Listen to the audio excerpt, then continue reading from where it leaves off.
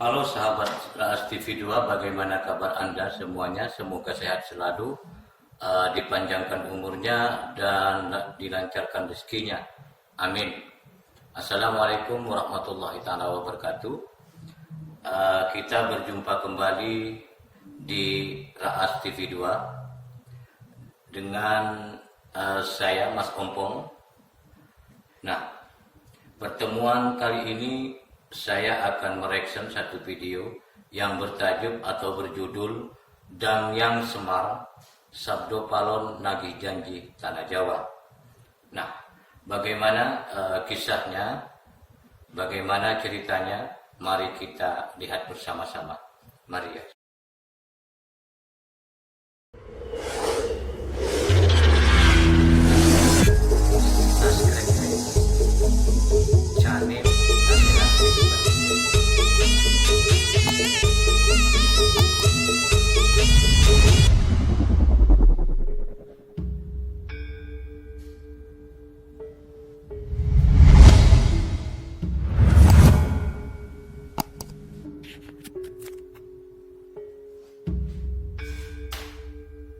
Salah satu tokoh wayang yang paling banyak digemari dalam masyarakat Jawa adalah Semar.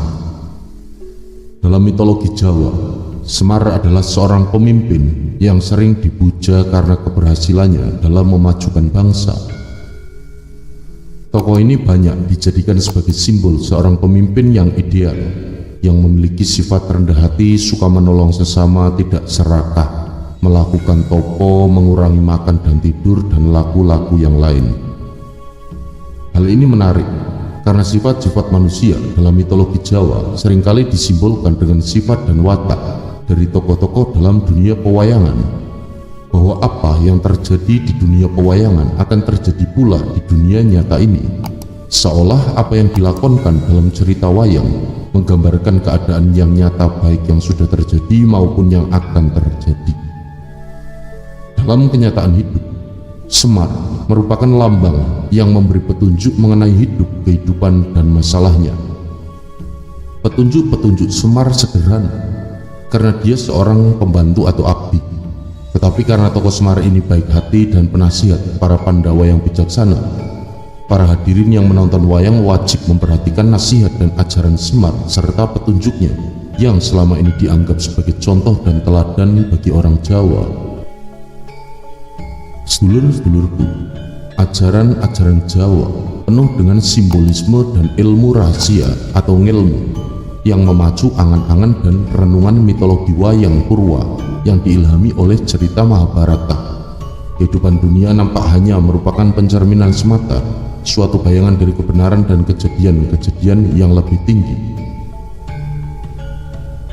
Dalam pembahasan akan kami paparkan lebih lanjut mengenai tokoh Semar dalam mitologi Jawa yang dilihat dari konsep kepemimpinan dan pengaruhnya dalam kehidupan masyarakat Jawa pada khususnya dan masyarakat Indonesia di Nusantara pada umumnya.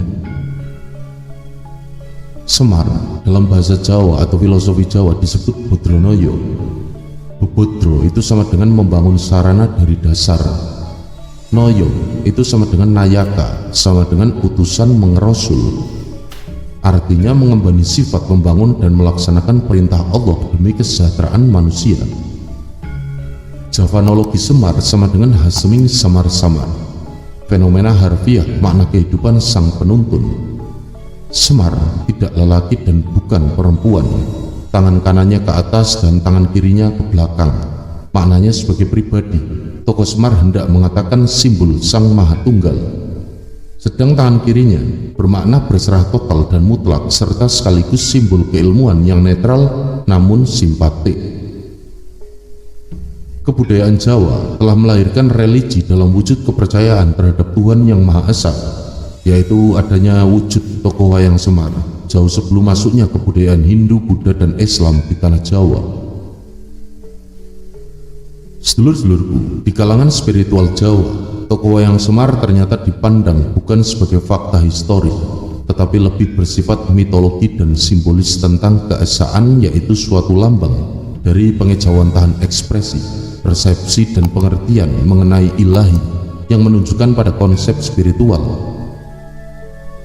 Pengertian ini tidak lain hanyalah suatu bukti yang kuat bahwa orang Jawa sejak zaman prasejarah adalah religius dan berketuhanan yang Maha Esa. Semar itu lambang gelap gulita, lambang misteri, ketidaktahuan mutlak yang dalam beberapa ajaran mistik sering disebut-sebut sebagai ketidaktahuan kita mengenai Tuhan. Konon, kaki Semar adalah kakek moyang yang pertama dan digambarkan sebagai perwujudan dari orang Jawa yang pertama karena mendapat tugas khusus dari Gusti Kang Murbeng Dumadi atau Tuhan yang Maha Esa. Maka kaki Semar memiliki kemungkinan untuk terus hadir dengan keberadaan pada setiap saat, kepada siapa saja dan kapan saja menurut apa yang dikehendaki. Semar Badranaya adalah tokoh Punokawan yang dalam wayang Jawa memiliki peran yang lebih utama daripada wayang babon atau wayang dengan tokoh asli India. Punokawan adalah karakter yang khas dalam wayang Indonesia. Mereka melambangkan sifat manusia. Karakternya mengindikasikan bermacam-macam peran seperti penasihat para satrio, penghibur, kritisi sosial, badut, bahkan sumber kebenaran dan kebijakan. Dalam wayang Jawa, karakter Punokawan terdiri atas Semar, Gareng, Bagong, dan Petruk. Lalu di dalam wayang kulit, Semar adalah pembantu Pandawa, tetapi beliau sangat dihormati oleh tuannya. Semar biasanya dimintai nasihat oleh Pandawa dalam mengambil keputusan mengenai masalah yang dianggap gawat dan mendesak. Dan sebagai Punokawan yang tertua, Semar tidak punya keinginan memegang kekuasaan duniawi sebagaimana halnya kebanyakan manusia. Hal ini dikarenakan kekuasaan umumnya dapat mengubah watak, situasi sekaligus dapat mencelakakan. Semar dapat mencapai tujuannya secara efektif dengan cara memberi contoh sebagai metode pengajarannya tanpa bermaksud menguasai orang lain atau harta benda. Masyarakat Jawa percaya bahwa Semar adalah turunan dari satu dewa dalam mitos yang paling berkuasa. Sebagai tokoh wayang yang memiliki banyak keunggulan sifat pribadi, banyak masyarakat Jawa yang tertarik dengan dunia wayang menjadikan Semar sebagai sosok ideal yang patut dijadikan panutan dalam menjalani hidup sehari-hari. Kehadiran Semar dalam kehidupan nyata ini sering ditunggu-tunggu mengingat kondisi negara saat ini yang semakin kacau. Kesengsaraan dan penindasan oleh kaum kuat terhadap yang lemah semakin merajalela. Moral dan etika tidak lagi diindahkan. Para pemimpin yang hanya memikirkan kekayaan pribadi tanpa peduli dengan keadaan rakyatnya yang semakin tertindas dengan kebijakan-kebijakan yang dikeluarkannya. Dunia pewayangan melukiskan situasi tersebut sebagai penanda akan hadirnya tokoh Semar, seorang dewa yang turun dari langit untuk menyelamatkan manusia. Sedulur-sedulurku, ada dua versi utama yang menceritakan asal-usul Semar. Pertama, langit dan bumi yang dikuasai oleh Sang Hyang Wenang mempunyai anak bernama Sang Hyang Tunggal. Sang Hyang Tunggal ini mempunyai istri bernama Dewi Rekawati, putri kepiting raksasa yang bernama Rekatama. Pada suatu hari Dewi Rekawati bertelur, dan seketika itu telur itu terbang ke langit menuju ke hadapan Sang Hyang Wenang. Telur itu menetas sendiri, kemudian muncul tiga makhluk yang berasal dari kulit telur, putih telur dan kuning telur.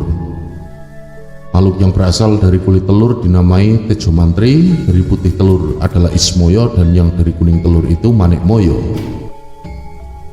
Pada suatu hari, mereka terlibat pertengkaran karena mempermasalahkan siapa yang akan menggantikan kedudukan ayahnya kelak sebagai penguasa. Manik Moyo menyarankan agar diadakan pertandingan menelan gunung dan memuntahkannya kembali. Tejo Mantri melakukannya terlebih dahulu tetapi gagal.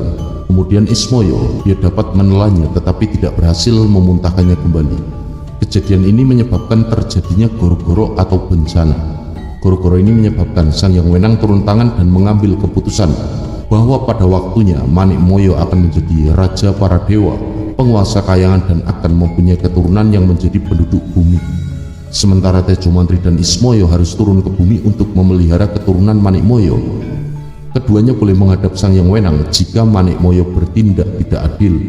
Sejak saat itu nama mereka diganti. Tejo Mantri menjadi Togok, Ismoyo dinamakan Semar, dan Manik Moyo menjadi Betara Guru. Karena sebuah gunung pernah ditelannya, bentuk tubuh Semar menjadi besar, gemuk, dan bundar. Lalu versi yang kedua, sedulur-sedulurku, bahwa sebutir telur yang dipegang Sang Hyang Wenang menetas sendiri dan tampaklah langit, bumi, dan cahaya atau Tejo, serta dua makhluk antropomorfis, Manik dan Moyo. Versi pertama dan kedua bila dibandingkan akan ada persamaan. Ismoyo dari versi pertama dan Moyo dari versi kedua terjadi dari putih telur. Manik, Moyo, dan Manik merupakan transformasi dari kuning telur dan keduanya menjadi raja para dewa di surga. Dalam kedua versi tersebut, Manik, Moyo, dan Manik menjadi Bathara Guru yang keturunannya tersebar di surga dan bumi, sedangkan Ismoyo dan Moyo dinamakan Semar dan dijadikan pelindung bumi. Jelaslah di sini bahwa Semar adalah tokoh dominan di alam semesta dan sebagai pelindung bumi yang erat kaitannya dengan penduduk bumi. Sesuai janjinya, Sabto Palon akan datang kembali setelah 500 tahun untuk mengembalikan masa kejayaan yang dahulu diraih bersama kerajaan Majapahit, saat dimana ilmu budi menjadi yang utama sebagai pedoman hidup masyarakat Jawa. Lalu bagaimana kisah Sabto Palon Moksa turun ke bumi dan berkaitan dengan erupsinya Gunung Merapi? Sabto Palon dan Noyo Kinggong berkat ilmu laku dan jangka-jangkane zaman, tiap malam sesepuh kerajaan Majapahit ini selalu cegah dahar lawan guling atau berpuasa dan tak tidur. Pada bulan Suro bersama dengan cantrik-cantriknya menjalankan topo broto di puncak Gunung Lawu. Menjelang bulan Ruak, mereka juga melakukan laku topo kungkum di Kali Ketonggo. Begitulah ritual kejawen yang dilakukan oleh Sabto Palon dan Noyo Kinggong. Dua sosok kepercayaan Sinuwun Prabu Brawijaya ini sungguh berbakti kepada kerajaan Majapahit. Tradisi kebujangan kerajaan Kadiri yang beribu kota di Dahonopuro ini berlanjut. Sabto Palon dan Noyo Kinggong masih cucu Empu Sedah dan Empu Panuluh. Bujangga kenamaan ini menjadi guru spiritual Sinuwun Prabu Jayabaya. Tak mengherankan bila Sabto Palon dan Noyo Kinggong pasti menggelar ruatan di daerah Mamenang Kadiri untuk menjaga ketentraman masyarakat dari letusan Gunung Kelut. Masyarakat Jawa percaya bahwa Gunung Kelut dijaga oleh Dewi Kili Suci, putri Raja Airlangga yang berwujud kedi atau wandu. Sabto Palon dan Noyo Kinggong menghormati Dewi Kili Suci sebagai pepunden Pido Pusoko. Rasa wayem tentrem bisa diwujudkan dengan loro lopo topo broto. Upacara sarada yang menjadi tradisi Prabu Hayam Wuruk terus dilestarikan. Sabto Palon dan Noyo Kinggong memimpin upacara sarada di Kabupaten Lumajang untuk mencegah pagebluk yang melanda kawasan Gunung Semeru dan Gunung Bromo. Demi keselarasan alam, lagu spiritual Tolak Balak juga bertempat di Alas Purwo Blambangan. Masyarakat sekitar Gunung Ijen pun merasakan suasana aman damai. Maka saat itu, tiap di pepisowanan agung di kerajaan Majapahit, mereka pasti caos glondong pengareng-areng, peni-peni rojo peni, guru bakal guru dadi, emas picik rojo brono.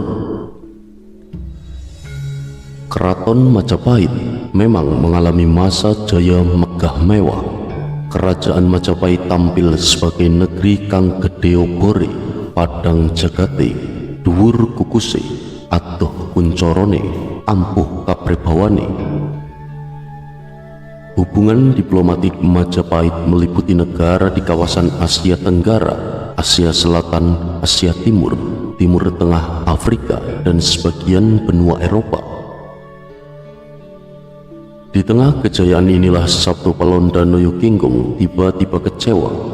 Pada tahun 1520, riwayat kerajaan Majapahit benar-benar tamat.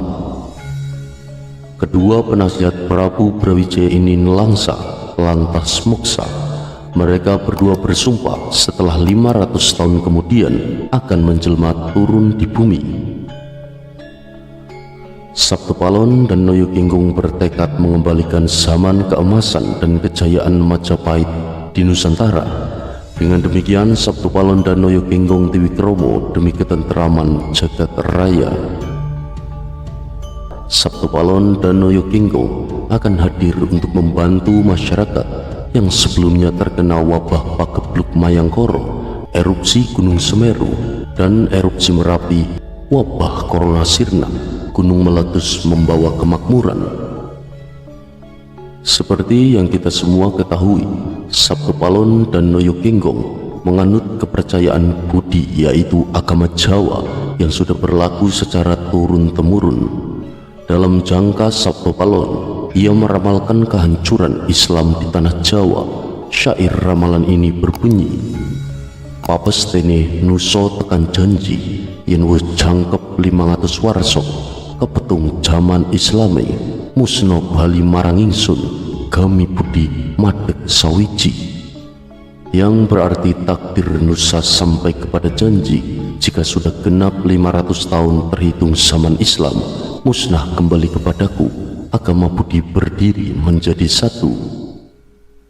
Mengutip salah satu buku yang ditulis oleh Peri Mardiono dalam buku Sejarah Kelam Majapahit, syair tersebut muncul di penghujung serat jangka Sabtu Palon yang dikenal sebagai Sabtu Palon Nagih Janji. Melalui syairnya itu, Sabtu Palon memberitahukan tanda-tanda alam dan sosial kemasyarakatan yang akan muncul di zaman kembalinya nanti. Seperti yang sudah saya paparkan sebelumnya, Sabtu Palon dan Noyo Kinggung menyatakan sumpahnya untuk kembali ke tanah Jawa dalam jangka waktu 500 tahun lagi, tepat setelah Majapahit runtuh. Dan pada masa itu agama baru yang sempurna yakni Islam tidak dijalankan paripurna oleh para pemeluknya. Oleh karena itu agama ini akan hancur dan digantikan dengan agama Budi. Meski dikisahkan dalam beberapa riwayat, sumpah Sabtu Palon Nagih Janji ini masih diperdebatkan oleh banyak kalangan. Sebagian tidak mempercayainya, namun sebagian lain justru sangat menanti kedatangannya. Mengingat beberapa ramalan Sabtu Palon juga pernah menjadi kenyataan di Indonesia. Ramalan tersebut diantaranya tentang letusan Gunung Semeru, Gunung Merapi, dan lain-lain.